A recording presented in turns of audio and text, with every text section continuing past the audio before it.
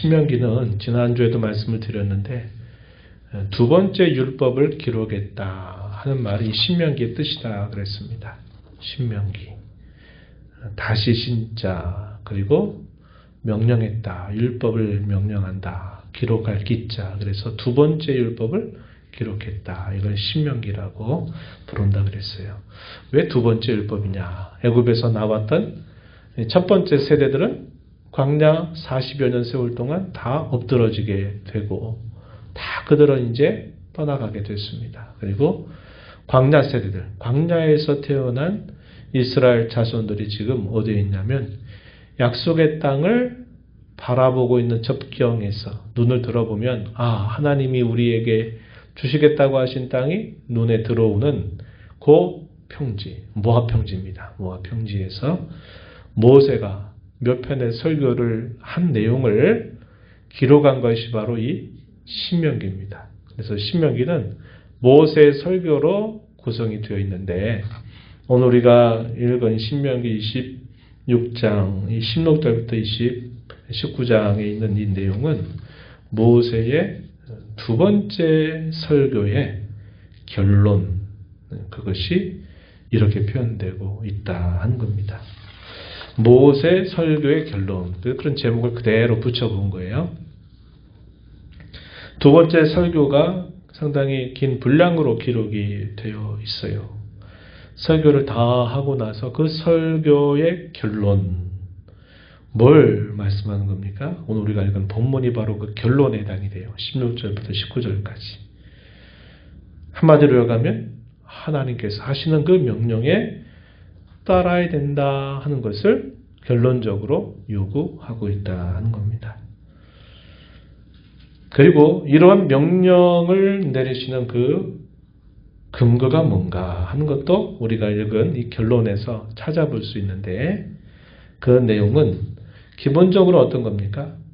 그 백성들을 하나님의 애굽으로부터 건져내셔서 여기까지 모압 평지까지 하나님이 다 인도하신 하나님으로서 그러한 명령을 내리시고 계신다 하는 것을 당연히 알게 되고 또 하나는 어떤 표현이 등장하냐면 18절 우리가 읽었던 말씀에 보면요. 오늘날을 그의 보배로운 백성이 되게 하신다 이렇게 말합니다. 이 말은 다시 말하면 오늘 너는 그의 보배로운 소유, 다른 성경에 보면 특별한 소유, 출애굽기 19장에 보면 그렇게 표현하는데 보배로운 소유가 된다고 선언하셨다 이 말이에요. 이 말은 앞으로 너희가 그렇게 될 거다라고 말씀하는 것이 아니고 하나님이 그들을 특별한 소유 혹은 보배로운 자신의 소유 혹은 기업으로 너희를 삼았다 이 말입니다. 이미 그렇게 되게 하셨다 이 말이에요. 그래서 하나님이 이런 명령을 내릴 때는 다짜고짜 나타나서 그분의 권위와 위엄으로 내 말 들어야 산다 이렇게 말씀하시는 뜻이 아니고 하나님께서 그 백성들을 애굽으로부터 구원해 내시고 그들을 거기까지 인도하시고 이미 그들을 그의 특별한 소유 혹은 보배로운 소유 혹은 기업으로 그들이 이미 삼으신 하나님이 그들에게 명령을 하고 계신다 하는 겁니다. 이걸 우리가 항상 잘 살필 수 있어야 돼요. 성경이 말할 땐 항상 이런 근거를 가지고 명령을 하고 계시다 하는 것을 알아야 합니다. 어떤 사람이 갑자기 나에게 나타나더니 자기가 가지고 있는 힘과 또 자기가 가지고 있는 그런 권세를 가지고 너 이렇게 해. 할 거야 말 거야. 안 하면 너 큰일 나. 이렇게 말하면 어떻게 합니까? 그 사람이 누군지 몰라도 무서우면 그래도 신용이라도 한단 말이죠. 그러나 그것이 오래가지는 못해요. 하나님이 자기 백성들에게 무엇인가를 말씀하시고 명령하실 때는 하나님이 어떤 분이신가를 충분하게 그들에게 알리시고 보이시고 경험하게 하신 사실을 바탕으로 하나님이 그렇게 명령하신다 하는 겁니다. 그래서 이걸 항상 확인해야 돼요. 제가 이제 뒤에 가서도 그런 얘기를 좀 나누겠지만 이게 중요하다. 그리고 하나님의 아무런 근거 없이 다짜고짜 단서 말씀하시는 것이 아니다 하는 겁니다. 이미 그들의 신분과 지위를 하나님이 바꿔주시고 난 상태에서 그들에게 명령을 하고 계신다 하는 겁니다. 그 명령의 내용은 뭐냐? 우리가 읽은 17절, 16절 내용을 쭉 보면요. 법도와 규례를 지켜라 혹은 명령을 지켜라. 이 명령이라고 하는 이 말, 17절 중간 부분에 등장한 이 말은 계명입니다. 계명. 하나님이 주신 그 계명을 지키고 행하라고 하나님이 그 내용으로 말씀을 하세요. 규례와 법도와 계명. 이것들을 전체적으로 말하면 뭘까요? 율법 전체를 표현하고 있는 말이고 또 이걸 넓게 말하면 하나님의 말씀 전체를 이렇게 표현하고 있는 말로 우리가 이해할 수 있는 말입니다. 그래서 하나님의 거룩한 말씀을 혹은 당시에는 율법을 다 듣고 지키고 행하라 하는 것을 그 명령의 내용으로 주고 계시다 하는 부분이죠. 이렇게 명령을 하시는 그 목적에 대해서도 오늘 이 결론에서 우리에게 소개해 주는데 19절 말씀을 다시 한번 보면은 뭐라고 표현했냐면 여호와께서 너를 그 지으신 모든 민족 위에 뛰어나게 하셔서 하사 찬송, 명예, 영광을 삼으시려고 이런 말입니다. 찬송이란 말은 좀 이상하죠. 왜냐하면 그의 백성을 찬송으로 삼는다. 이 말은 우리에겐 조금 어색해요. 왜? 찬송은 누구에게 돌려야 된다고 생각하니까요. 하나님께 돌려지는 것이 마땅하지 사람에게 찬송을 돌린다. 이건 조금 낯선 표현이에요. 이게 무슨 말이냐면 칭송이란 말입니다. 칭송. 우리가 이해하기 좋은 말로는 칭송. 칭찬받는 거예요. 칭찬거리가 되게 하시려고 하나님이 명령을 하고 계시고 그 명령을 지키라고 말씀하신다 하는 겁니다.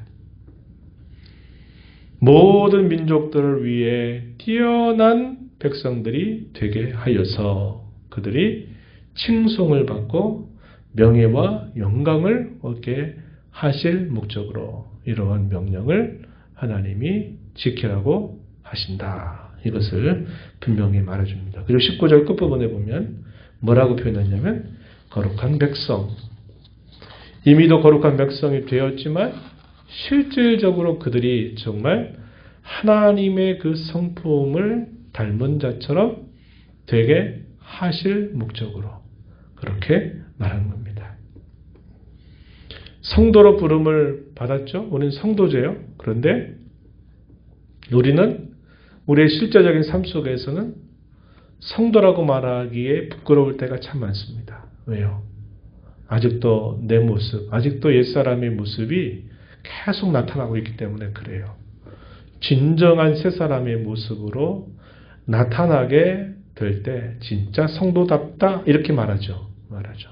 성도긴 성도지만 진짜 성도답지 못한 게 우리의 모습인데 성도인데 진짜 성도답게 되어져 가는 것, 그것을 여기서 말하는 것이 하나님의 성민, 한자말이죠. 다르게 말하면 무슨 말입니까? 거룩한 백성이란 말이에요. 하나님의 거룩한 백성이 되게 하실 목적으로 하나님이 명령을 하고 계시다 하는 겁니다. 그러면 이러한 명령을 따르게 될 때 요구되는 자세에 대해서는 뭐라고 우리에게 말씀을 하냐면 마음을 다하고 뜻을 다하도록 해라. 그저 눈에 보이듯이 눈도장 뜨듯이 아니면 한두 번 하는 신용하듯이 그렇게 하지 말고 너의 마음의 가장 중심을 거기에 실어서 그렇게 하면서 그 계명을 따르라고 우리에게 말씀하고 있는 겁니다. 이것이 설교의 결론이다 하는 것입니다. 결론.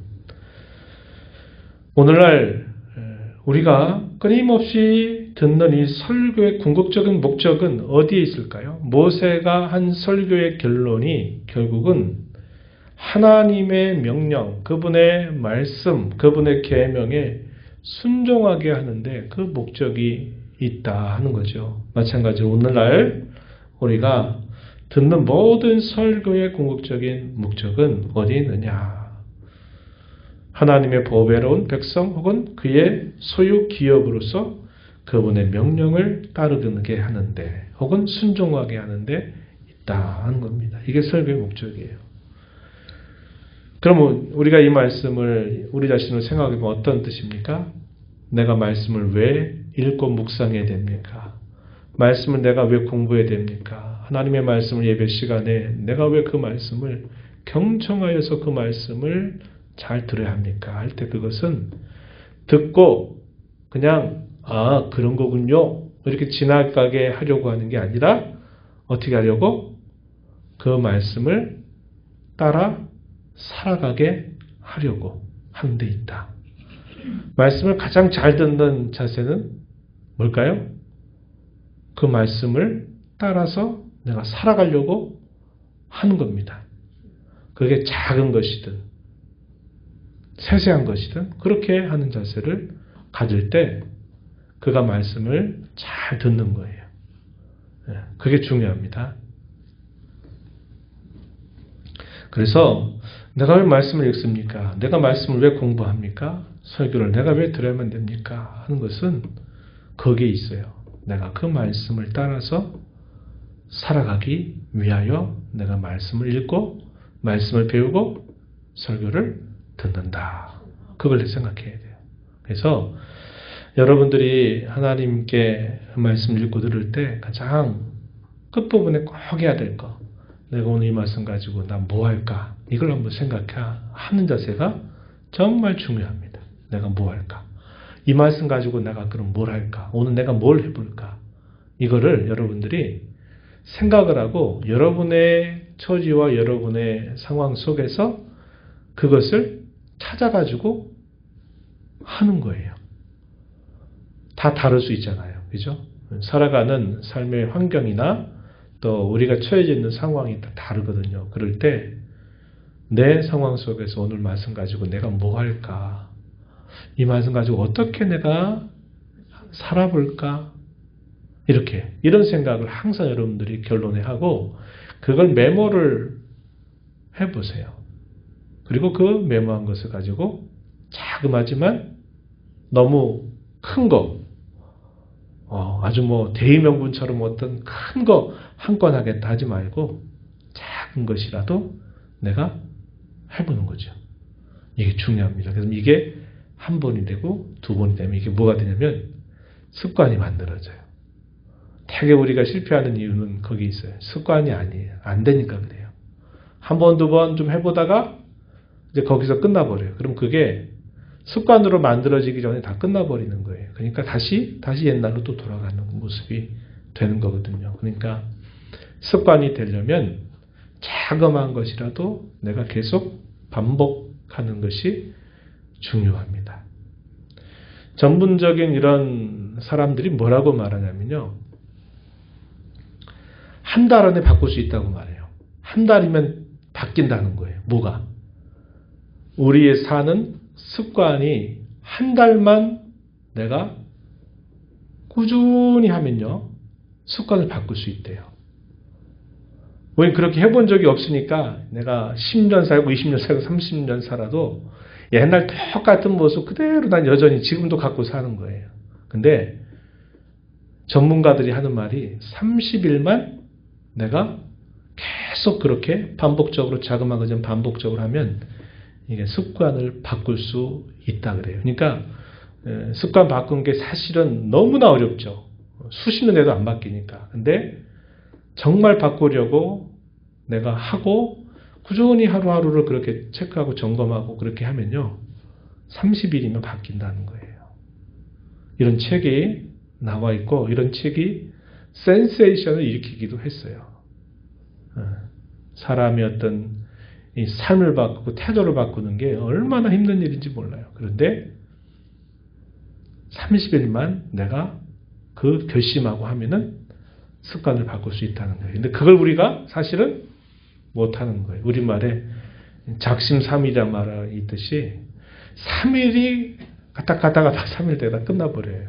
그게 못 넘어가니까 이게 이제 뭐 수십 년이 지나도 못 바꾸는 거예요. 그냥 그대로 그냥 살아가게 되는 때가 많은 겁니다. 그래서 그것이 설교의 목적이다. 이것은 우리가 읽은 모세의 두 번째 설교의 결론에서 우리가 확실하게 살펴보게 되는 적용점이고, 두 번째는요, 하나님의 모든 말씀을 대하는 바른 순서가 뭘까 하는 겁니다. 이 순서가 바뀌면 안 돼요. 제가 여러분들과 함께 이렇게 또 주님의 만남 속에서 이렇게 늘 제가 기도하고 늘 기회될 때마다 말씀드렸던 게 있어요. 뭐냐면 항상 순서가 바뀌면 안 되는데 어떤 순서가 먼저냐면 하나님의 말씀 속에서 하나님이 내게 어떤 분으로 찾아오고 계시는가, 또 다르게는 하나님께서 나에게 어떠한 은혜를 베풀어 주셨는가를 항상 말씀 속에서 먼저 찾으라는 거예요. 먼저. 이 먼저가 중요해요. 그런 다음에 그 하나님의 은혜와 그분의 사랑, 그분의 뜻을 생각하고 난 다음에 그러면 하나님이 오늘 나에게 뭐를 요구하시는 걸까를 그 다음에 생각해야 됩니다. 이 순서가 바뀌면 어떻게 될까요? 어떻게 될까요? 어떤 분위기가 나오느냐? 율법적 신앙이 나와요. 이 순서가 바뀌면. 하라고 얘기하고 하지 않으면 왜 안 하냐고. 이렇게 이제 막 다고치는 방식으로 말씀을 읽고 그렇게 들어보면 그때는 어떤 마음이 생기냐면 신용이에요. 한 번, 두 번 신용하고 그러다가 말게 돼요. 그래서 항상 생각이 되는 것이 해라 말라 이걸보다도 그렇게 말씀하시는 그런 속뜻, 속마음, 하나님의 속생각이 어떤가를 먼저 살펴야 돼요. 그래서 우리가 무엇인가를 행하고 할 때에는 항상 우선적으로 우리가 먼저 주의를 기울여야 될 것이 하나님이 어떤 은혜를 베푸시고서 이런 말씀을 하시는가를 살펴야 된다는 거예요. 이 순서가 바뀌면 안 된다 하는 겁니다. 이 순서가 왜 중요하냐면 이런 순서가 바뀌어버리게 되면 내 신앙의 그 토양이나 신앙의 방향 자체가 틀어져 버리게 돼요. 교회도 역시 그렇게 되면 교회도 그 방향이 틀어져 버려요.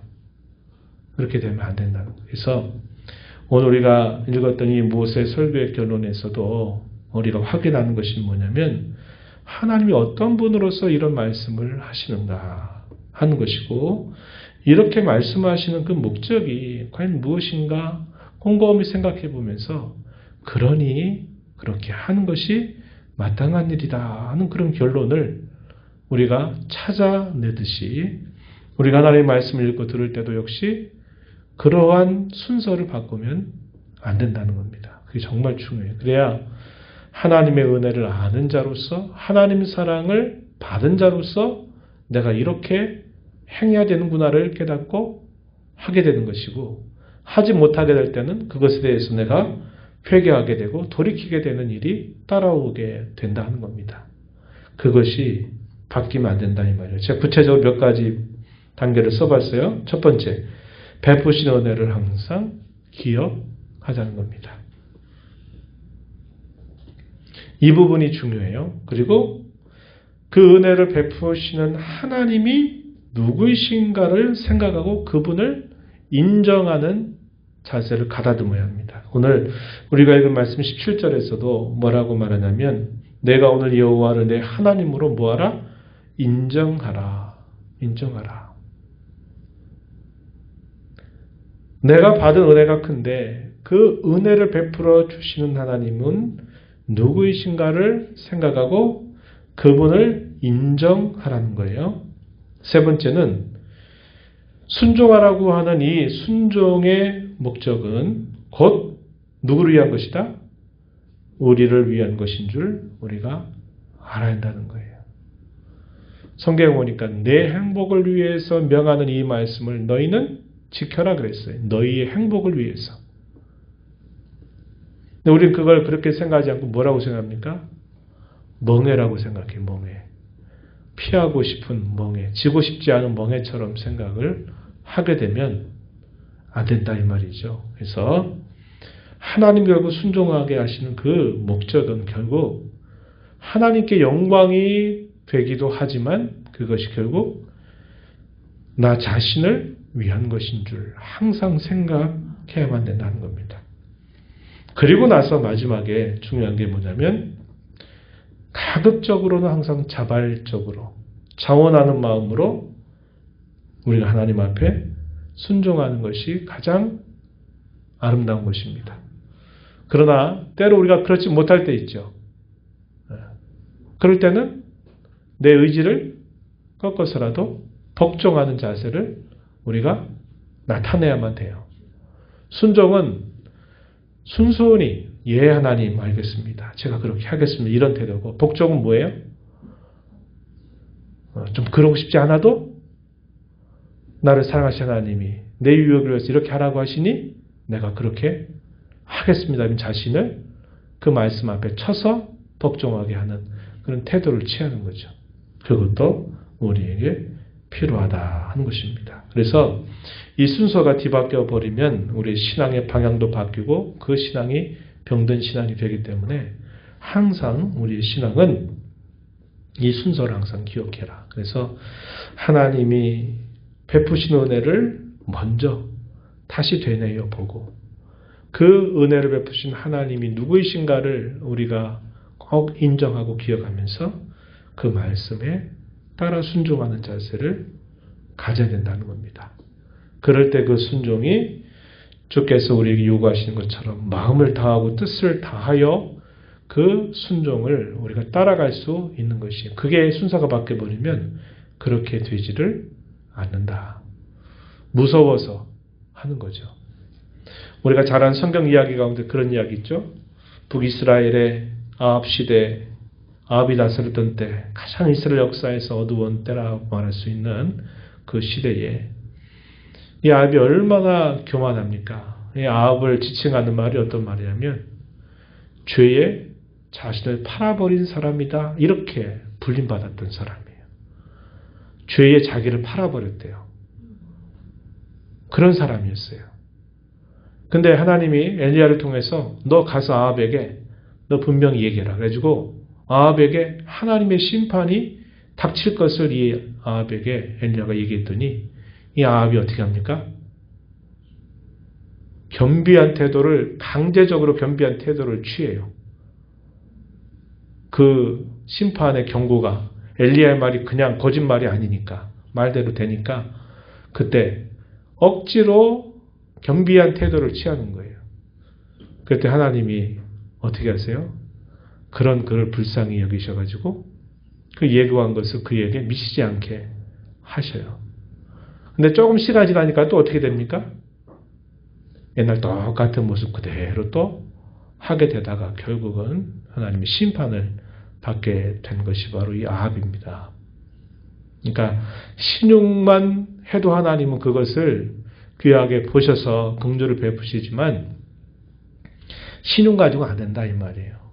하나님이 무섭게 하시니까 그때 겁먹어가지고 그때 이렇게 그런 척 하다가 그 순간이 지나가니까 또다시 또 그렇게 하다가 결국은 그의 삶이 얼마나 비참하게 마무리됐는지 몰라요. 그렇게 하면 안 된다 이 말이죠. 그러기 위해서 우리에게 요구되는 게 마음을 다하고 뜻을 다해서 우리가 하나님 앞에 그렇게 순종하려고 우리 자신을 잘 단속하는 것이죠. 그러게 되기 위해서는 하나님의 은혜가 얼마나 우리에게 큰가를 먼저 살피고 그 은혜에 대하여 내가 어떻게 응답해야 될까를 생각하면서 우리의 신앙을 다져가는 것이 매우 중요하다 하는 겁니다. 이러한 말씀들을 마음에 새기면서 늘 이렇게 여러분들이 남은 생애 동안 신앙의 걸음을 걸어가시기 바랍니다. 그래서 항상 하나님의 은혜를 생각하고 그 은혜에 대한 우리의 태도를 점검하는 방법으로 가야지 이게 되지 않고 하면은 결국은 내 신앙이 잘못된 신앙으로 결국 망가지게 될 수 있다. 그것을 항상 기억하면서 하나님을 섬겨가는 저와 여러분이 되어야 하겠습니다.